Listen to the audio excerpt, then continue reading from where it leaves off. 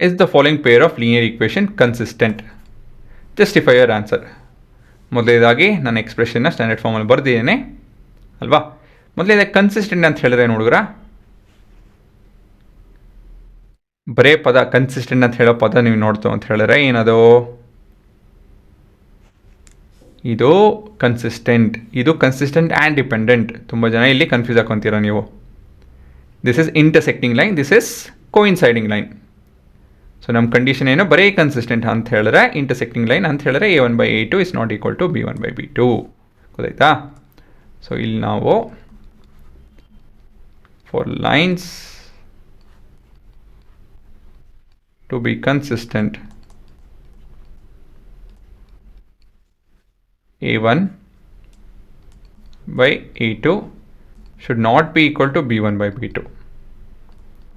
c1/c2 ಅಟ್ಟುಕೊಂಡು ಲೆಕ್ಕಕ್ಕಿಲ್ಲ. ಆಯಿತಾ? ಸೊ a1/a2 ಏನಿದೆ, a1/a2 2a/4a ಇದೆ ಅಲ್ವಾ. ಅಂತ ಹೇಳಿದ್ರೆ ಇದು 1/2 ಆಗುತ್ತೆ. ನೆಕ್ಸ್ಟು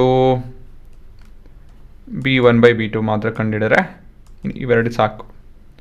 1b/2b ಅಲ್ವಾ, 1b/2b. So this is 1/2. ಏನು ಕಾಣ್ತಾ ಇದೆ ಇಲ್ಲಿ, as b1/b2 is equal to a1/a2,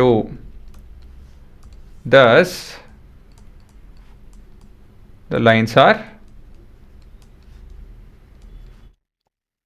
not consistent ಅಲ್ವಾ. ಏನಕ್ಕೆ ಅಂತ ಹೇಳಿದ್ರೆ ನಾಟ್ ಈಕ್ವಲ್ಸ್ ಟು ಇರಬೇಕಾಯ್ತು, ಆದರೆ ಈಕ್ವಲ್ಸ್ ಟು ಇದೆ ಅಷ್ಟೇ. ಗೊತ್ತಾಯ್ತಾ? ಇದೆ ನಿಮ್ಮ ಜಸ್ಟಿಫಿಕೇಶನ್.